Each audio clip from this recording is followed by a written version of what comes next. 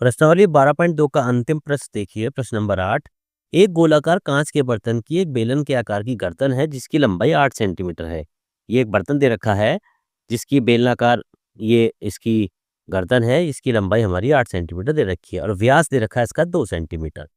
जबकि गोलाकार भाग का व्यास 8.5 सेंटीमीटर है। ये गोलाकार भाग है, इसका व्यास दे रखा है हमारा 8.5 सेंटीमीटर। इसमें भरे जा सकने वाले पानी की मात्रा मापकर एक बच्चे ने यह ज्ञात किया कि इस बर्तन का आयतन 345 घन सेंटीमीटर है। जांच कीजिए कि उस बच्चे का उत्तर सही है या नहीं, यह मानते हुए कि उपरोक्त मापन आंतरिक मापन है। पाई का मान यहाँ पर हमें 3.14 लेना है। तो देखिए, बेलनाकार भाग का आयतन पहले निकाल लेंगे। तो बेलनाकार भाग की लंबाई दे रखी है 8 सेंटीमीटर। बेलनाकार भाग की लंबाई यानी कि h का मान दे रखा है हमारा 8 सेंटीमीटर, जबकि इसका व्यास दे रखा है 2 सेंटीमीटर। व्यास दे रखा है हमारा 2 सेंटीमीटर। व्यास 2 सेंटीमीटर है तो त्रिज्या इसकी कितनी होगी? त्रिज्या इसकी व्यास की आधी होती है, यानी कि 1 सेंटीमीटर। बेलनाकार भाग की व्यास 2 है तो त्रिज्या हमारी 1 सेंटीमीटर हो गई, यानी r पता है, h पता है। अब इसका हमें आयतन निकालना है, इसलिए बेलनाकार भाग का आयतन फॉर्मूला होता है इसका pi r square H. Pi r square into H मान रख दीजिए। पाई का मान यहाँ पर 3.14 लेना है, तो 3.14 इंटू आर का मान है 1 गुना 1 इंटू एच का मान है हमारा 8। या इसको इस तरह से लिख सकते हैं, पॉइंट हटा के नीचे 100 आ जाता है, तो यहाँ लिखेंगे 314/100 गुना 8 घन सेंटीमीटर बेलनाकार भाग का आयतन आ गया। अब देखिए क्या निकालना है। अब आगे नीचे गोलाकार भाग भी दे रखा है। गोलाकार भाग का आयतन, गोलाकार भाग की त्रिज्या दे रखी है, व्यास दे रखा है 8.5। तो पहले गोलाकार भाग की त्रिज्या निकालेंगे। गोलाकार भाग का व्यास ये दे रखा है 8.5 सेंटीमीटर। तो इसकी त्रिज्या निकालिए पहले, इसको r1 मान लीजिए। व्यास की आधी होती है त्रिज्या, तो बटे 2। अब पॉइंट हटाया, नीचे आ गया 10, तो कितना बचा? यह आ जाता है हमारा 75/2 धाम 20। तो 85/20 इसकी त्रिज्या आ गई गोलाकार भाग की। अब इसका आयतन निकालिए, गोलाकार भाग का आयतन भी हम निकालेंगे। गोलाकार भाग का आयतन ये लिखेंगे, गोलाकार भाग का आयतन फॉर्मूला था इसका 4/3 पाई r1 क्यूब, क्योंकि अब इसकी त्रिज्या r1 ली है हमने। मान रख दीजिए 4/3 इंटू पाई का मान रखना है हमें 3.14 इंटू आर का मान है हमारा 85/20 और पूरे की घात 3। तो 4/3 इंटू यहाँ पर पॉइंट हटाते हैं तो नीचे हमारा 100 आ जाता है, तो वही आ जाता है 314/100 इंटू 85/20 गुना 85/20 और गुना 85/20। ये हमारे गोले के गोलाकार भाग का आयतन आ जाता है।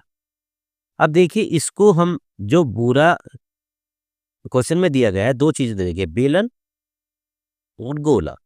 अब यहाँ पर बर्तन में भरे पानी का आयतन हमें निकालना पड़ेगा। यहाँ लिखेंगे, इसलिए बर्तन में भरे पानी का आयतन, दोनों को संख्याओं को जोड़ देते हैं। कौन कौन सी संख्याएं? तो बेलनाकार भाग का आयतन और गोलाकार भाग का आयतन, दोनों को हम जोड़ देते हैं। बराबर बेलनाकार भाग का आयतन प्लस गोलाकार भाग का आयतन। मान रख दीजिए, बेलनाकार भाग का आयतन क्या आया था? यह आया था हमारा 314/100 गुना 8। तो ये था हमारा 314/100 गुना 8 प्लस गोलाकार भाग का आयतन, ये हमारा संख्या पूरी आई ऊपर जो दे रखी है, इसका भी मान रखेंगे हम। ये आई थी हमारी 4/3 गुना 314/100 गुना 85/20 गुना 85/20 गुना 85/20। ये हमारी गोलाकार भाग का आयतन आ गई। अब देखिए जो संख्या कॉमन आती है उसको हम कॉमन लेते हैं। देखिए इन दोनों में क्या कॉमन आ रहा है, ये कॉमन आ रहा है 314/100। देखिए दोनों जगह है, तो यहाँ पर 314/100 हम कॉमन ले लेते हैं। अंदर क्या बचा है, यहाँ तो बच गया 8 प्लस यहाँ बची ये पूरी संख्या, एक तो बची 4/3 और ये वाली पूरी संख्या। तो क्या हो जाता है, ये 4/3 गुना 85/20 इंटू 85/20 गुना 85/20। ये संख्या हमारी पूरी बच जाती है। ये था हमारा 314/100 ब्रैकेट 8 प्लस, देखिए गुना कर लीजिए अब इन सब की, 4 की 85 गुना 85 गुना 85। जब इन सब की गुना करते हैं हम तो आ जाता है हमारा, गुना करके देखिए नीचे वाली संख्या में कितनी आएगी, 4 गुना 85 गुना 85 गुना 85 और नीचे 2 दूनी 4 दूनी 8 या 24, नीचे तो आ जाता है आपका 24,000। और ऊपर की जो संख्या है गुना करके आएगी, इसकी पूरी जब हम गुना करते हैं तो आ जाती है हमारी 24,56,500 बटे नीचे 2 दूनी 4 दूनी 8 या 24, 24,000। अब जो संख्या कट सकती है उसको आप काट दीजिए, नहीं तो बाकी को झुकाते रहने दीजिए।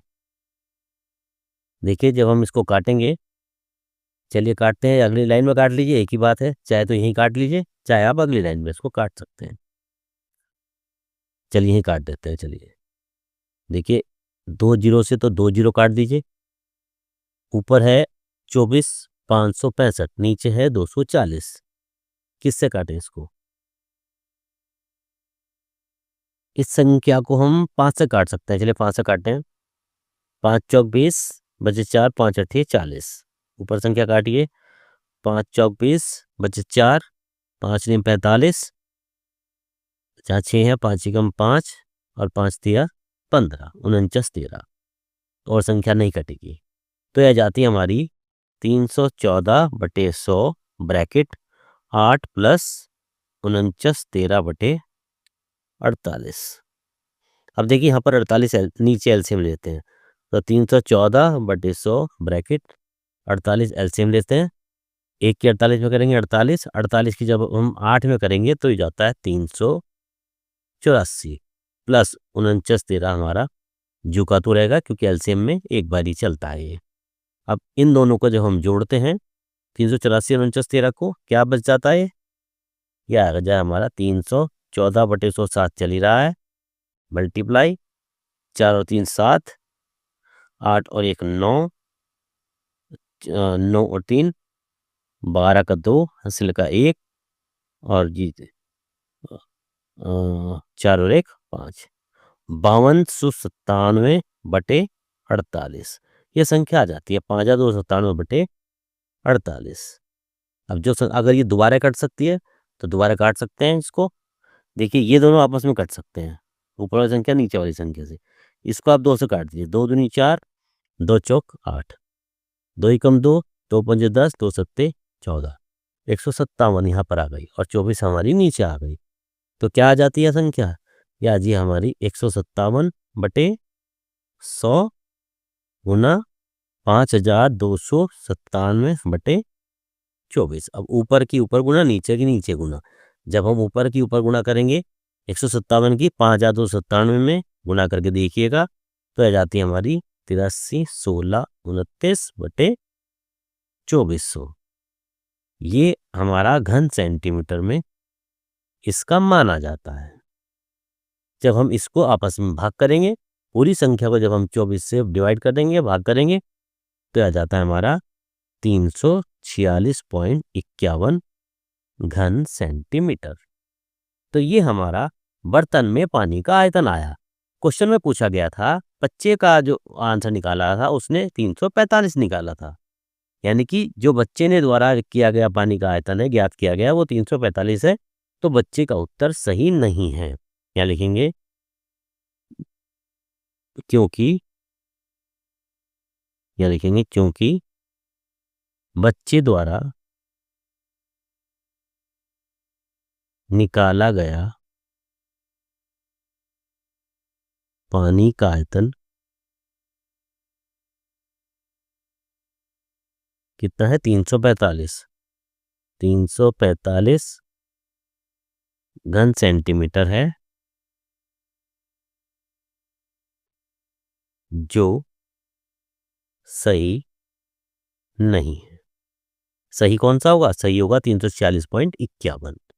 तो इस तरह से हमारा प्रश्न नंबर 8 पूरा हो जाता है और यहाँ पर हमारा ये चैप्टर भी खत्म हो जाता है।